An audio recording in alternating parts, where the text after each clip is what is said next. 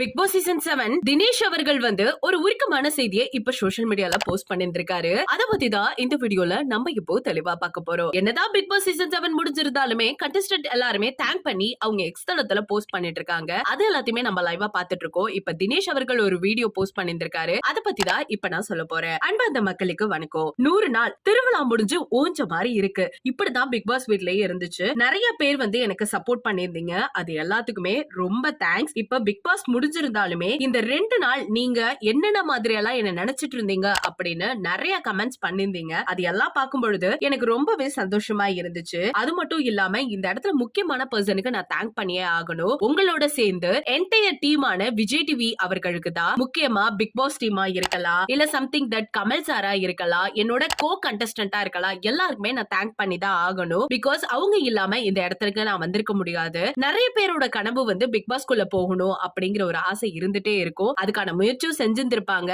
அந்த நிலையில எனக்கு இந்த பிளாட்ஃபார்ம் கிடைச்சது ரொம்பவே யூஸ்ஃபுல்லா இருக்கு அப்படின்னு சொல்லிட்டு இருக்காரு. அது மட்டும் இல்லாம உங்க எல்லாரையுமே சாட்டிஸ்ஃபை பண்ணிருப்பேன் அப்படின்னு நான் நம்புறேன். உள்ள நான் கொடுத்த கேம் எல்லாமே உங்களுக்கு பிடிச்சிருக்கும் அப்படின்னு நம்புறேன். எதனால இது ஆணித்தனமா நான் சொல்றேன் அப்படின்னா, முக்கியமா நீங்க போட்ட கமெண்ட்ஸ் தான் காரணம். பிகாஸ் நீங்க எல்லாருமே இந்த 2 நாளா எனக்காக சோசியல் மீடியால ஃபைட் பண்ணது, எனக்காக சப்போர்ட் பண்ணது, முக்கியமா சொல்லணும் அப்படின்னு கேட்டா யூடியூப்ல ரிவ்யூவர்ஸ் தான் அதிகமாவே எனக்கு சப்போர்ட் பண்ணியிருந்தாங்க.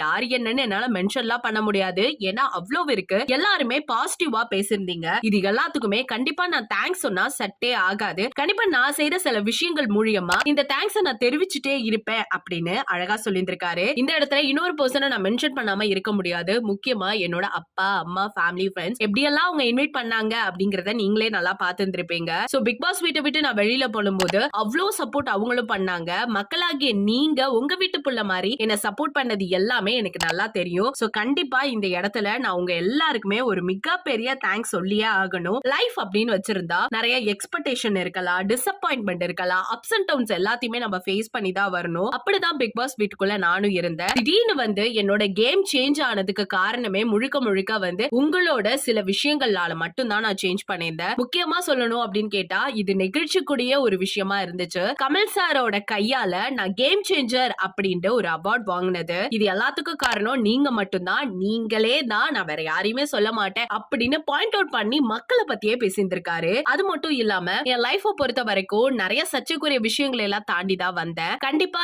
என் லைஃப்லயும் இந்த பிக் பாஸ்குள்ள கேம் சேஞ்ச் மூவ்மெண்ட் எப்படி இருந்ததோ அதே மாதிரி இருக்கும் அப்படின்னு நான் நம்புறேன். சோ எப்படி எனக்கு ஆதரவு பிக் பாஸ்குள்ளயும் கொடுத்தீங்களோ அதே மாதிரி என் ரியல் லைஃபுக்கும் கொடுங்க அப்படின்னு சொல்லி எல்லாரோட லைஃப்லயும் கேம் சேஞ்சிங் மூவ்மெண்ட் கண்டிப்பா இருக்கும். அது நம்ம லைஃபுக்கு ரொம்ப இம்பார்ட்டன்டான ஒண்ணு. சோ இனிமே நான் கேம் ஆன் பண்ண போறேன் அப்படிங்கிற மாதிரி முடிச்சிருந்திருக்காரு. சோ இந்த செய்தி தான் இப்ப சோஷியல் மீடியால பயங்கரமா போயிட்டு இருக்கு. இத பத்தி நீங்க என்ன நினைக்கிறீங்க அப்படிங்கறத மறக்காம நம்ம கமெண்ட் செக்ஷன்ல நீங்க உங்களோட கருத்துக்களை ஷேர் பண்ணிக்கோங்க. என்ன பொறுத்த வரைக்கும் தினேஷ் அவர்களுக்குள்ள இவ்வளவு ஒரு நல்ல விஷயம் இருக்கு அப்படிங்கறது இன்னைக்குதான் வெளிப்படையா தெரிஞ்சிச்சு. என்னதான் பிக் பாஸ் வீட்டுக்குள்ள அவர் ஒரு கோணத்துல பாத்துட்டு இருந்தாலும் ரியல் லைஃப்ல அவர் எப்படி இருக்காருங்கிற ஒரு கொஸ்டின் மார்க் இருந்துட்டு இருந்துச்சு. ஆனா அது எல்லாத்தையுமே உடைச்சு சாப்பிடுற மாதிரி இப்ப அவர் சூப்பரான ஒரு விஷயத்த ஷேர் பண்ணி நம்ம எல்லாருக்குமே தேங்க் பண்ணியிருந்திருக்காரு. அவருக்கு எப்பவுமே நம்ம சப்போர்ட்டா இருப்போம் அப்படிங்கறத தெரிவிச்சுக்குவோம். சோ இது போல பல வீடியோஸை பார்க்க நம்ம சேனலை மறக்காம சப்ஸ்கிரைப் பண்ணி வச்சுக்கோங்க.